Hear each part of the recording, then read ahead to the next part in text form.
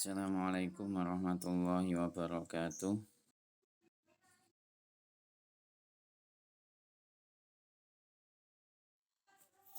Alhamdulillahi rabbil alamin. Wa bihi nasta'in ala umuri dunya waddin. Wassalatu wassalamu ala asrafil anbiya'i wal mursalin. Habibina wa syafi'ina Muhammad wa ala alihi wa ashabihi ajma'in, amma ba'du. Para mahasiswa yang insyaallah dimuliakan oleh Allah Subhanahu wa taala, pada pagi yang menyenangkan saat ini, marilah kita sama-sama mengucapkan rasa syukur atas kehadirat Allah Subhanahu wa taala yang telah memberikan nikmat kepada kita, nikmat iman, nikmat sehat, sehingga kita bisa melakukan aktivitas sebagaimana biasanya. Semoga apa yang kita lakukan ini mendapat ridho darinya, selalu mendapatkan pertolongan darinya, sehingga apa yang kita inginkan bisa tercapai. Marilah kita buka dengan bacaan Ummul Kitab biniyatin sholihah wa biridhai ta'ala wa bi syafaati Rasulillah sallallahu alaihi wasallam. Al-Fatihah.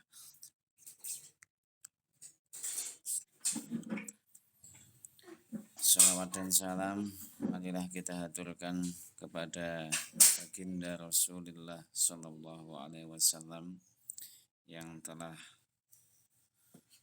memberikan petunjuk dari jalan yang gelap menuju jalan yang terang benderang ila yaumil qiyamah.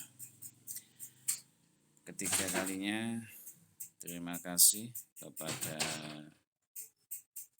pemakalah khususnya dan semua mahasiswa.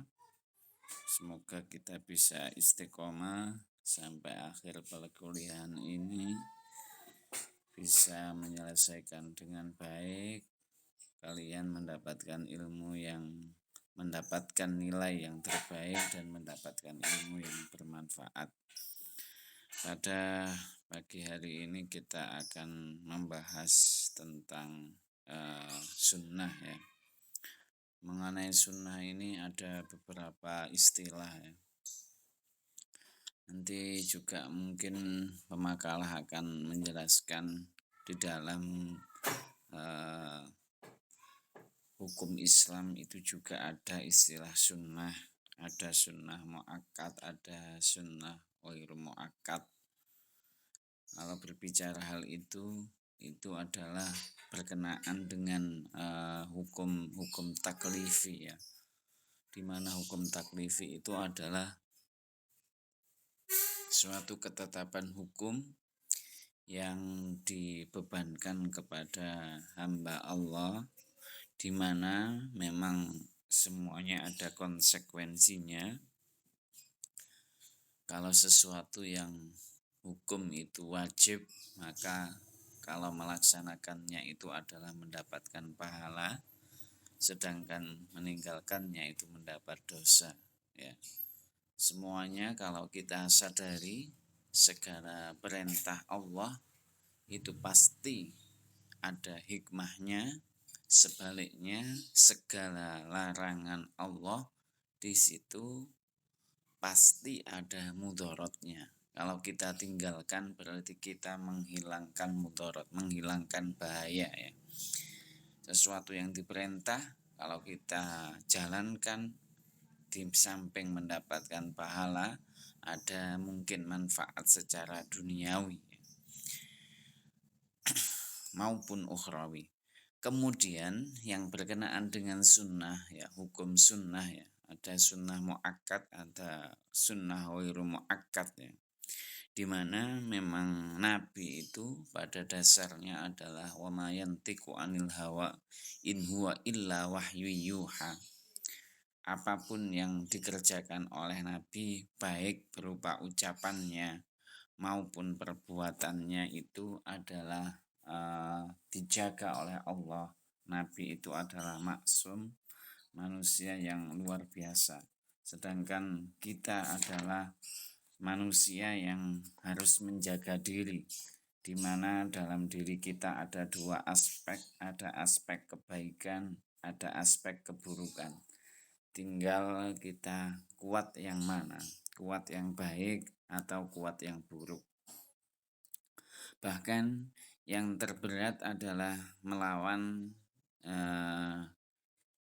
hawa nafsu sendiri ya, melawan musuh yang ada di dalam diri kita sendiri. Sifat malas itu termasuk adalah menuruti hawa nafsu ya, menuruti keinginan.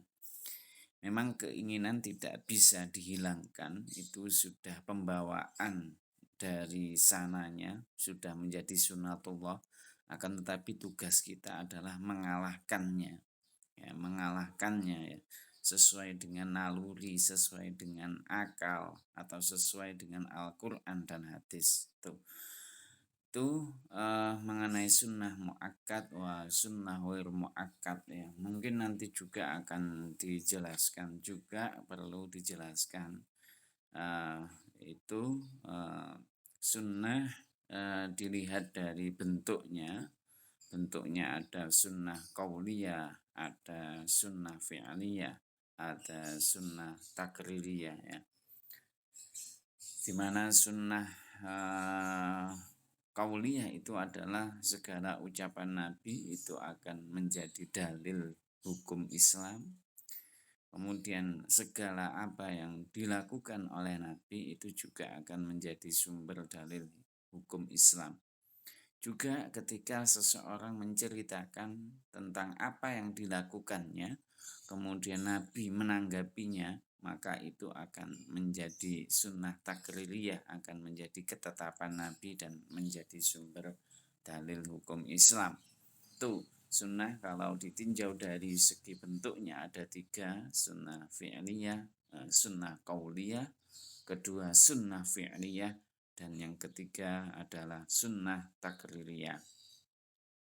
Kemudian juga sunnah ditinjau dari segi kualitasnya, itu ada yang namanya adalah hadis sahih, kemudian ada yang namanya hadis hasan, kemudian ada yang namanya itu hadis dhaif, kemudian yang terakhir ada yang namanya hadis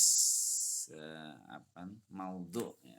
Ada 4 itu bila ditinjau dari segi kualitas hadisnya, kualitas matannya. Kemudian juga hadis itu bisa ditinjau dari segi kualitas perawinya, kuantitas perawinya, jumlah perawinya. Itu ada hadis yang dinamakan hadis yang sampai derajat mutawatir, itu yang paling tinggi, derajat mutawatir. Yang kedua itu adalah hadis masyhurah, dan yang ketiga itu adalah hadis ahad ya. Ini ketiga derajat ini dilihat dari kuantitas perawinya. Baik itu pengantar dari saya, bisa didiskusikan. Mungkin yang belum adalah apa itu pengertian sunnah. Dari berbagai macam kalangan bisa Anda ungkapkan, dari ahlul hadis itu apa, dari ulama usul fiqh itu apa, dari ulama fikih itu apa. Mungkin nanti ada perbedaan mengenai definisi hadis. Kemudian juga mengapa hadis ini dijadikan sebagai hujjah dalam menentukan, dijadikan hujjah dalam sumber hukum Islam yang nomor kedua. Mungkin ada alasannya mengapa, ini perlu nanti kita bahas. Dan yang terakhir adalah mungkin fungsi dari hadis itu apa. Sampai-sampai para sahabat membukukan segala apa yang dilakukan Nabi ini pasti memiliki fungsi, pasti memiliki manfaat. Sampai pada hari ini pun ribuan hadis ya bertebaran ya, ribuan hadis bertebaran ya, sudah dikumpulkan. Bahkan ada yang tidak hanya menuliskan matannya, menuliskan lafadznya, ada yang disyarah ya, dijelaskan kembali, bahkan ada kritik hadis. Juga di era kita juga di fakultas kita, di Fakultas Usuluddin juga ada jurusan yang fokus pada ilmu hadis ya. Ya, dulu itu jadi satu, IAT sama IH. Tapi sekarang itu ada fokus yaitu jurusan eh, ilmu hadis. Tentunya semua ini memiliki fungsi, memiliki manfaat. Karena memang hadis itu sangat penting. Untuk itu marilah kita dengarkan penjelasan secara detail dari teman kita kepada berapa ini? Dua orang, kedua atau ketiga pemakalah kami haturkan. Kepadanya kami persilahkan. Ya, silahkan dipresentasikan.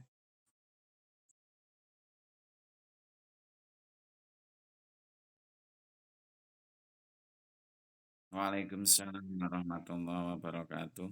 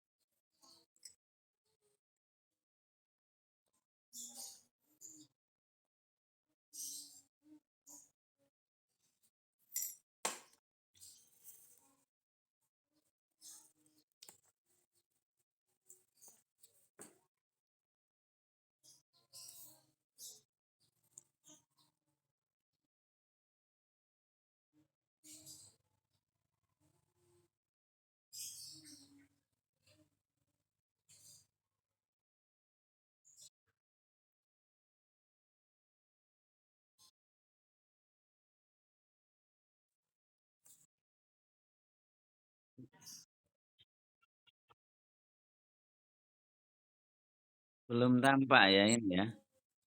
Di layar masih putih, tulisannya belum tampak.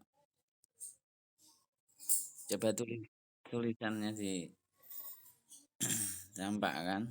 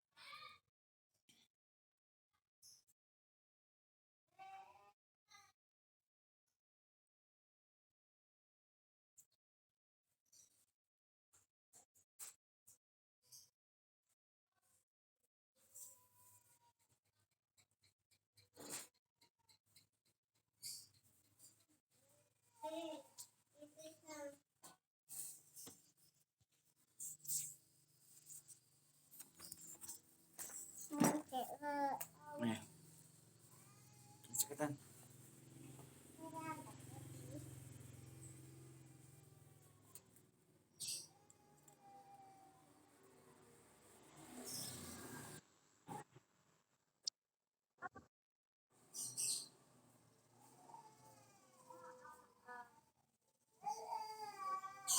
sudah kelihatan.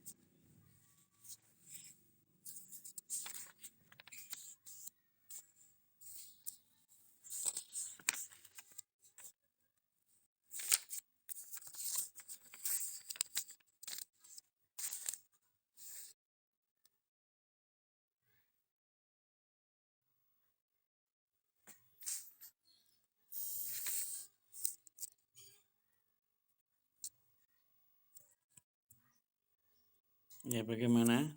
Cukup 2 yang tanya?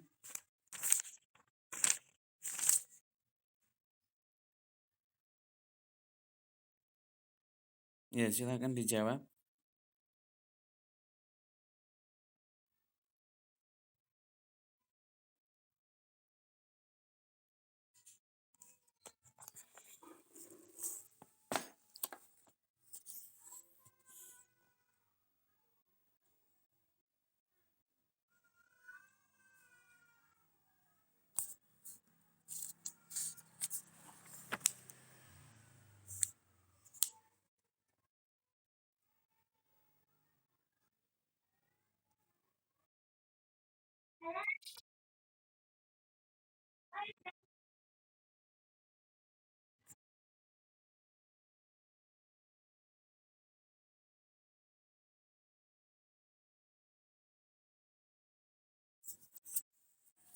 Baik, sambil menunggu jawaban, nih saya lihat makalahnya ya.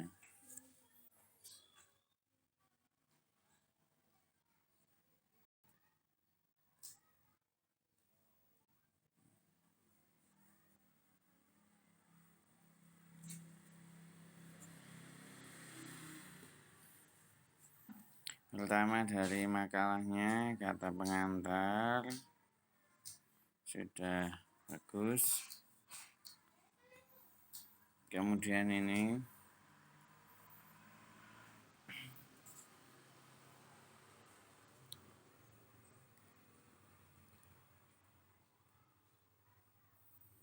latar belakang ini sangat sedikit sekali ya. Cuma satu paragraf, Pak. Ya ini latar belakang ini diperkuat ya. Hadis diyakini sebagai ucapan, perbuatan, ketetapan takdir dan hal ihwal ya. Kata yang masih asing ya, bahasa asing ya, selain bahasa Indonesia itu ditulis miring ya. Seperti takrir ya, itu ditulis miring ya. Takrir ya, itu juga alifnya itu panjang. Itu adalah sampai tulis i kemudian atasnya itu ada serat atas gitu ya. Takrir dan kemudian hal ihwal juga seperti itu ya. Hal ihwal ini kan masih belum bahasa Indonesia itu juga ditulis miring. Juga mungkin orang tidak mengetahui apa hal ihwal itu ya, kecuali nanti sampai jelaskan di pembahasan ya. Kalau tidak ya dikasih footnote apa hal ihwal itu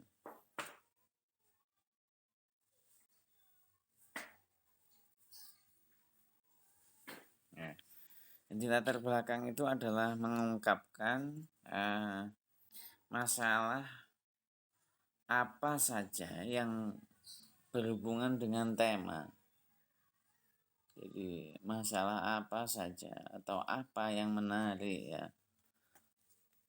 Ya, atau mengapa menulis tema ini ya. Itu di latar belakang. Latar belakang itu ditulis seperti itu. Kemudian dari sekian masalah yang banyak ya mungkin latar belakang bisa dituliskan.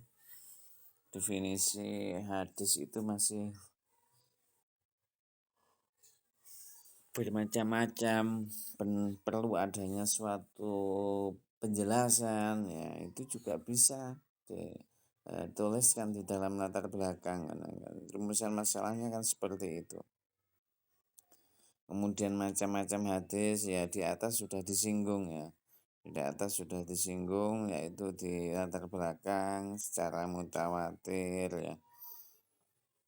Secara ahad ya itu perlu ada sesuatu yang di dalam latar belakang itu sesuatu yang menunjukkan masalah ya, sesuatu yang menunjukkan problematika ya, sesuatu yang menunjukkan mengapa perlu adanya pembahasan ya di dalam tema ini. Itu di latar belakang itu masih kurang ya. Kemudian pembahasan ya, memahami definisi hadis ya.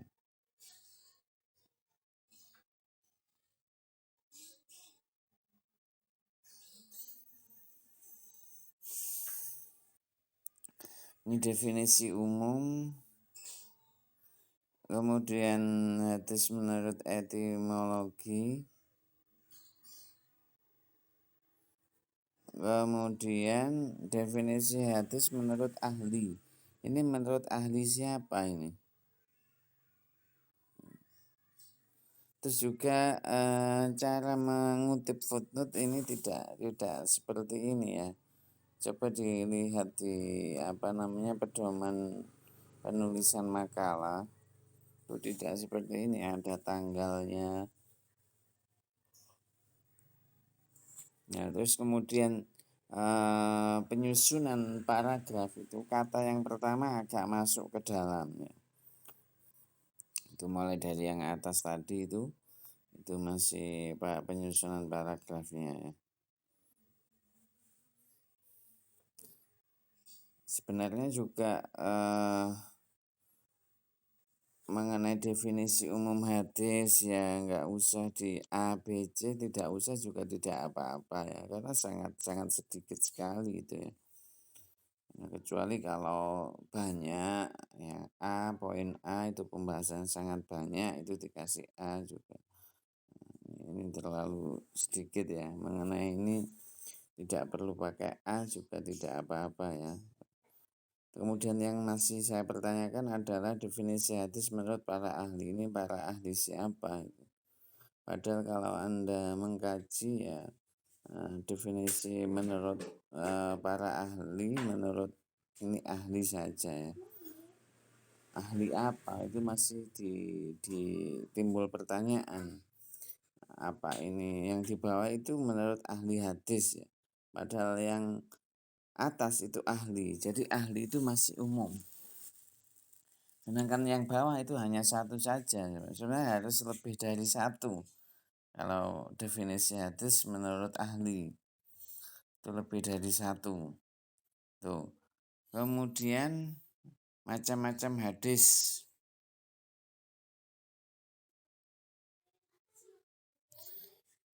Nah, ini perlu ini macam-macam hadis dibagi menjadi 4 tingkat dalam kategori ini. Kategori apa itu? Hadis sahih itu masuk kategori apa? Hadis hasan itu kategori apa? Hadis dhaif itu kategori apa? Hadis maudhu kategori apa?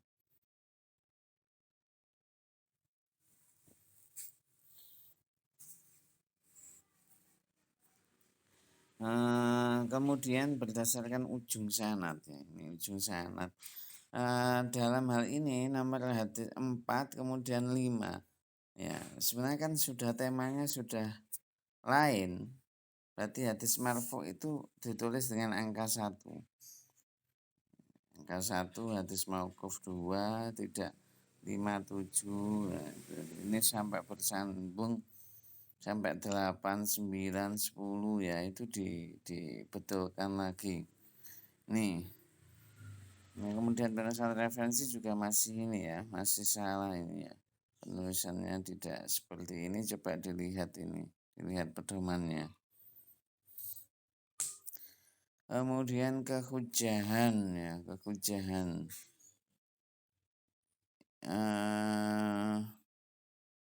Ini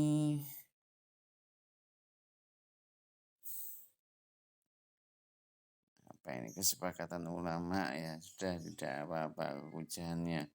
Fungsi sunnah hadis. Bayan at-takrir ini sama kalau masih bahasa Arab ditulis miring. Kemudian kalau Anda mengutip hadis atau ayat Al-Quran, sebaiknya teksnya itu dicantumkan. Hadis teks Arabnya dicantumkan. Ya. Al-Quran juga gitu, teks Arabnya dicantumkan. Ini belum ada pencantumannya. Sampai yang bawah itu juga belum ada pencantuman. Ini sebenarnya sudah bagus, ada contoh-contohnya.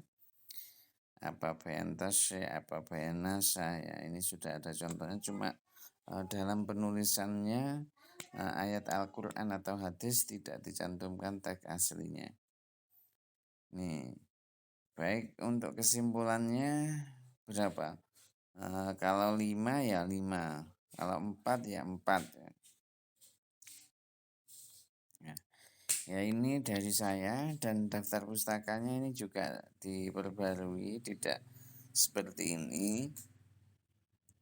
Ya, lihat di pedoman biasanya itu rapi ya. Kemudian ini kebalikannya dari paragraf ya. Kalau di daftar pustaka itu yang masuk ke dalam itu adalah baris kedua, ketiga itu ya. Baris pertama biasanya di depan ini ya, ini tolong dibetulkan, ini susunannya masih ini. Baik itu dari saya. Silahkan disempurnakan makalahnya. Silahkan dijawab pertanyaan yang tadi.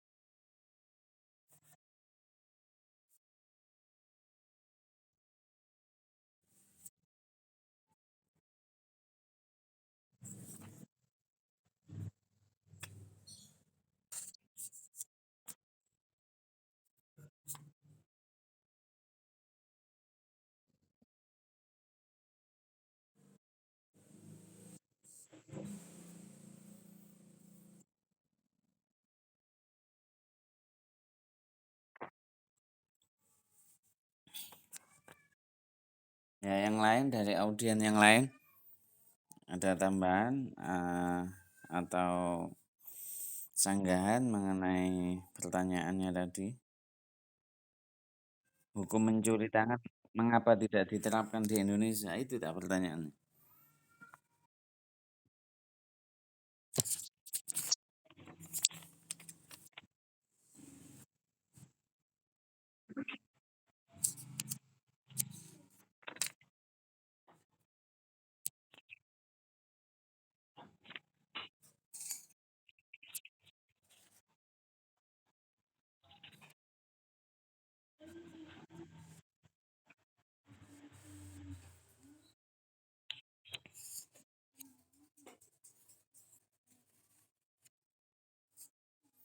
Ya, luar biasa ya. Berarti kalau tidak mengamalkan ayat itu berarti ingkar. Ingkar sama sunnah. Padahal mayyuti'ir rasul faqad atau Allah ya. Barang siapa yang menaati Rasul sama dengan mentaati Allah. Sebaliknya kalau tidak mentaati Rasul tidak mentaati Allah. Ya. Kedudukannya kan sama itu. Ati Allah wa ati Rasul wa ulil amri minkum. Pertama taat kepada Allah, kepada Rasul dan ulil amri. Ya, bagaimana? Mungkin selain pemakalah atau pemakalah bisa menjawab pertanyaannya ini.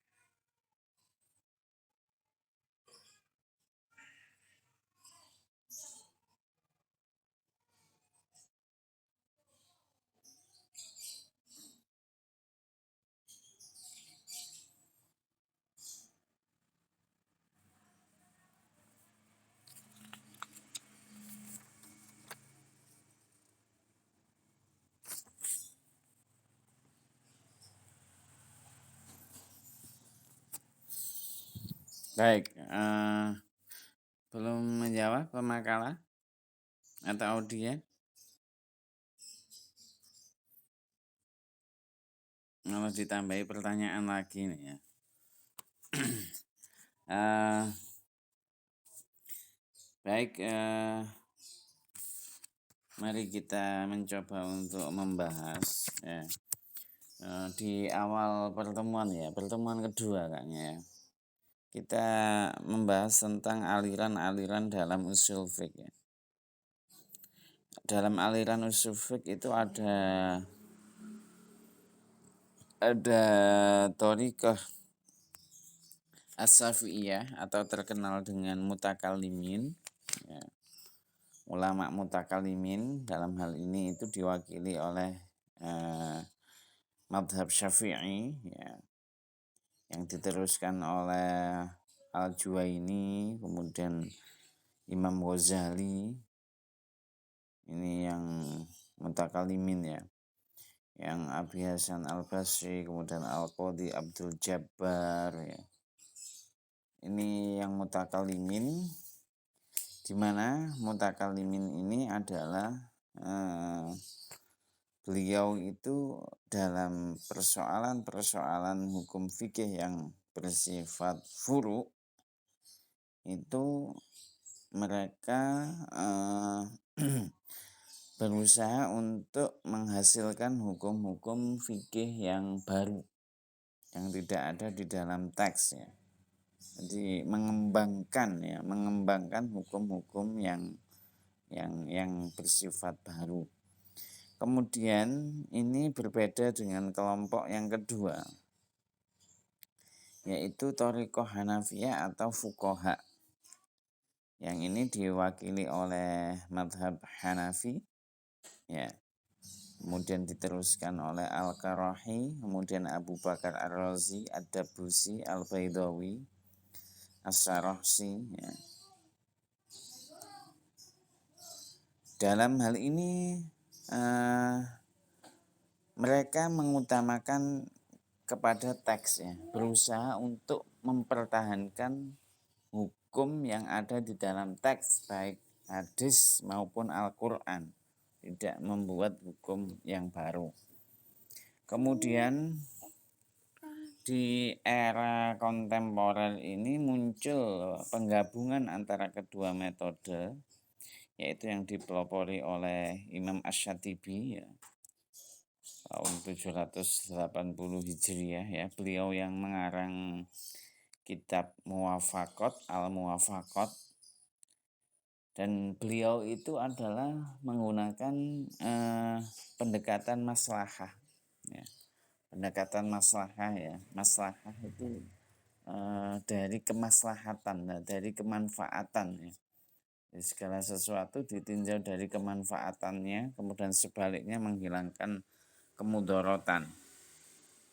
Itu dari pendekatan ketiga tersebut itu berkembang sampai saat ini, tiga kelompok tersebut. Dalam era modern ini terkenal dengan maqasid asy-syar'iyyah ya. Kemudian kita kembali kepada apa yang ditanyakan oleh teman kalian. As-sariqu was-sariqatu faqta'u aydiyahuma jazaa'an bima kasaba nakalam minallah wallahu azizun hakim. Ini adalah lafadz poin ini yang perlu digarisbawahi adalah faqta'u aydiyahuma. Faqta'u, maka potonglah aydiyahuma, tangannya. Ya. Ternyata di dalam kajian usul fiqh ya, di dalam kajian ayat-ayat ahkam, ayat-ayat yang mengandung hukum, di situ juga ada pentakwilan. Pentakwilan itu adalah contohnya kalau di dalam ayat-ayat eskatologi itu tentang yadullah. Ya. Yadullah itu sebagian ulama mengartikan tangan Allah. Ya, terutama yang aliran-aliran yang seperti Khawarij ya. Kalau yang dahulu Khawarij, sekarang itu ya seperti Wahabi ya. Itu berarti Allah itu mujassimah. Allah itu ada tangannya berarti. Ya, karena di situ ada yadullah. Tetapi Asy'ariyah itu mengartikan yadullah itu bukan tangan Allah, tetapi kekuasaan Allah. Berarti itu makna takwil, bukan tangan hakiki, tapi tangan itu adalah ibarat seperti kekuasaan. Ya. Coba kalian absensi saja pakai tangan. Coba kalau kita tidak punya tangan kan susah. Maka tangan di situ ditakwilkan sebagai kekuasaan. Sebagai kekuasaan. Ya, tuh. Untuk itu maka faktau aidiyahuma itu yang dipotong itu bukan tangannya. Bukan tangan secara hakiki kalau dilihat dari maslahah mursalah ditinjau dari maslahahnya. Ini kalau kita mengikuti al-muwafaqat kali Asyatibi. Tapi yang dipotong itu adalah kekuasaannya, ya di penjara itu. Ya setelah di penjara kan mereka tidak bisa berkuasa. Ya, aktivitasnya kan dibatasi. Jadi yang dipotong itu adalah aktivitasnya, bukan tangan hakiki. Itu ada yang menggunakan hukum seperti itu. Ya. Ya. Apalagi di Indonesia itu adalah, ini khusus Indonesia adalah berlaku hukum Pancasila bukan hukum Islam.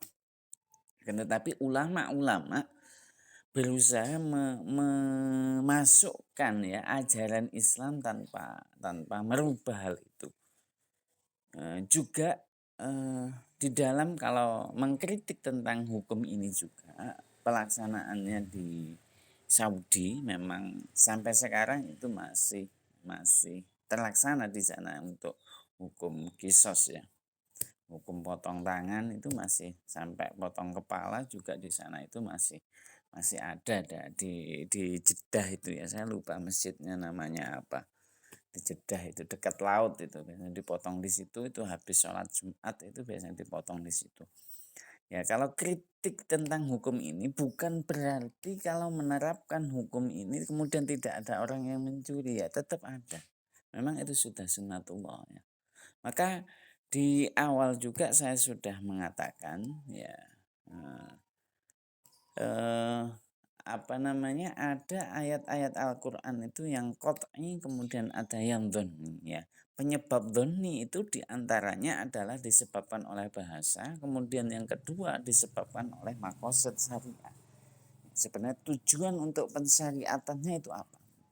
Cuman kelemahannya kedua-dua hukumnya ini baik di Indonesia maupun di Arab adalah ada sistem diat itu. Jadi tidak dipotong tangannya tetapi dengan menebus mengganti uang. Di Indonesia juga gitu memang kelemahannya. Kelemahannya juga seperti itu sama. Kadang penjara itu bisa dibeli dengan uang. Sebenarnya solusinya ya hanya satu. Ya memang diat itu harus berlaku tapi dengan harga yang sangat tinggi. Ya, untuk kemaslahatannya ya, kemaslahatannya. Dengan harga yang tinggi itu bisa dinego memang. Itu datang kepada orang yang mencuri ya minimal mengembalikan harta pencuriannya, kemudian memberikan imbalan apa gitu. Sebenarnya Islam itu mudah ya. Tidak sekaku yang kita bayangkan. Karena ada sistem hukum diat itu tadi. Jadi seperti itu. Jadi di Indonesia itu bukan berarti nanti ingkar Rasulullah ya, tidak taat kepada Rasulullah, tapi di situ ada pemahaman ulama, ada maqasid syariah dari tujuan syariah tersebut itu dengan sistem itu tadi. Jadi itu jawaban dari saya. Mungkin ada lain, ada tanggapan lain dari kalian, silahkan.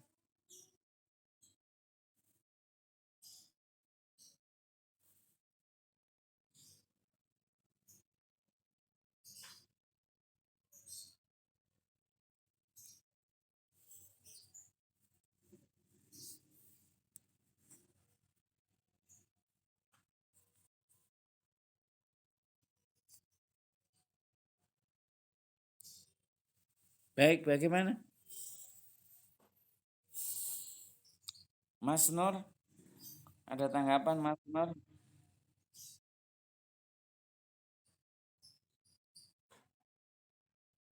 Ya, luar biasa ini Mas Nur ini, aktif terus ini ya. Jangan lupa dicatat ya notulensinya ya, yang tanya siapa. Saya lihat di e-learning belum ada ini. Makalah yang kemarin belum dikirim ya sama catatannya. Nanti akan saya tagih ya, saya lihat semuanya ya.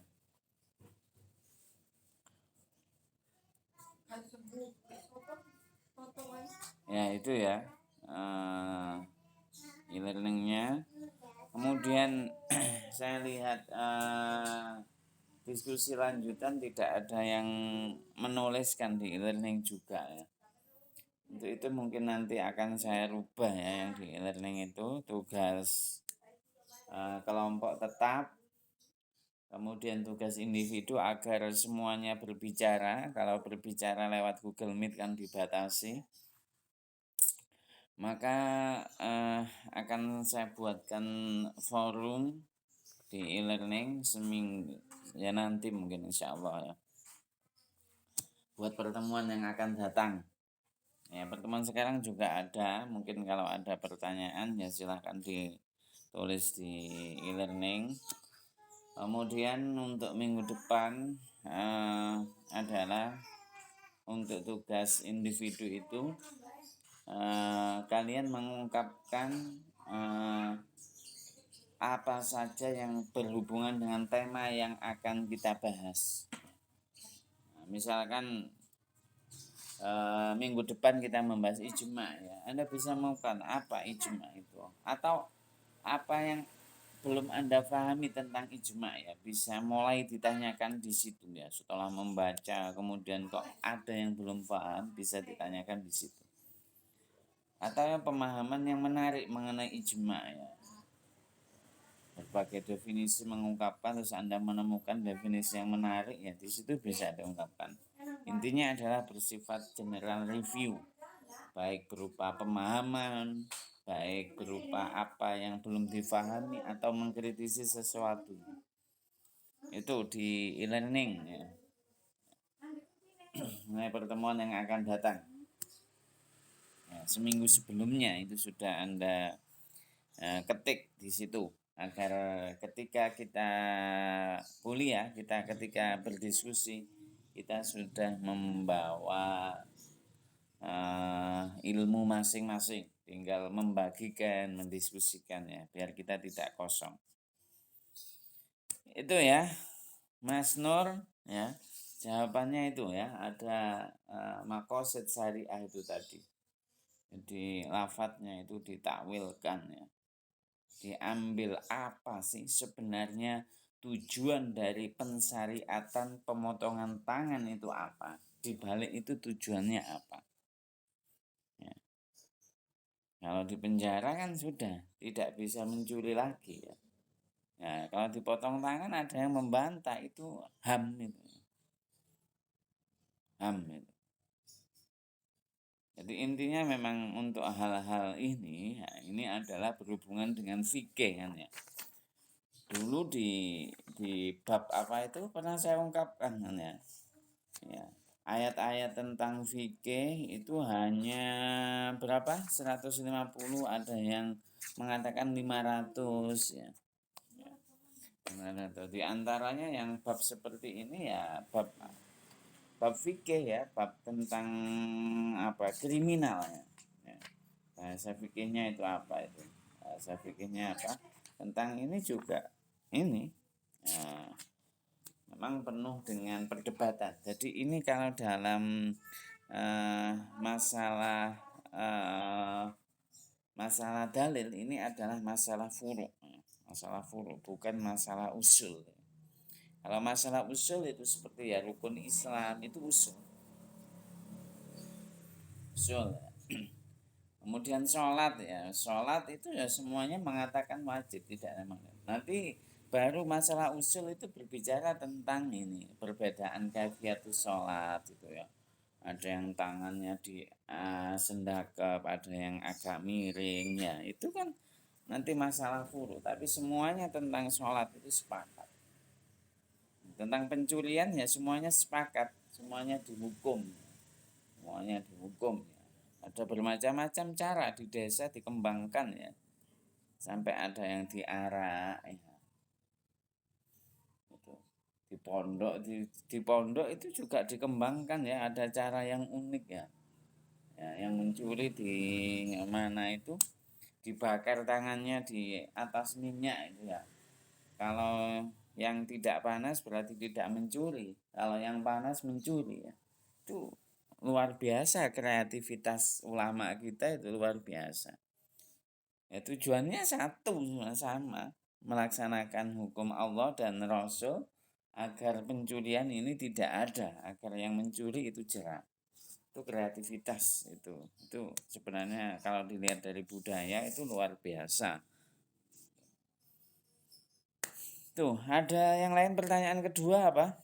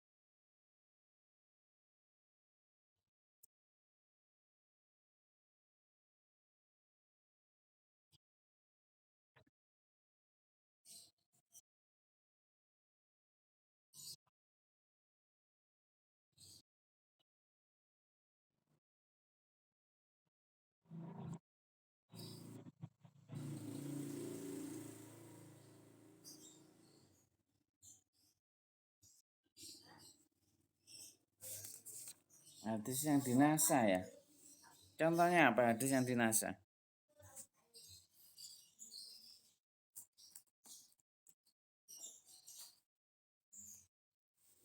Apa contoh hadis dinasa?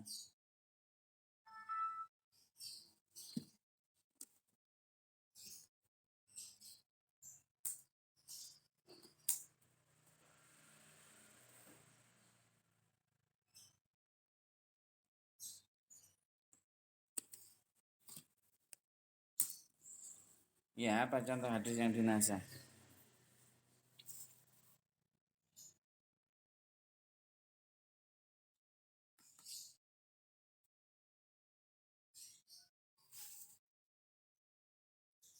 Apa nikah mut'ah itu? Yang dulu pernah dihalalkan kemudian diharamkan.